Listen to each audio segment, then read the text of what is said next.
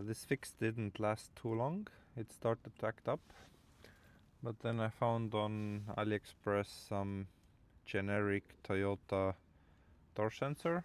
It actually initially it came with this kind of rubber, but I removed it and installed the original rubber, so it will look exactly the same. And also it comes with a pin, so now I will solder this to here.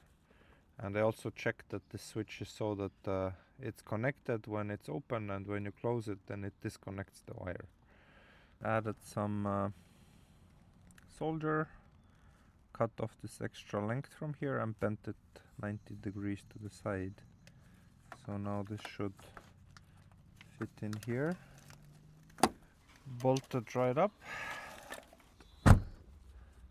Dome light went off. Dome light on. I don't know.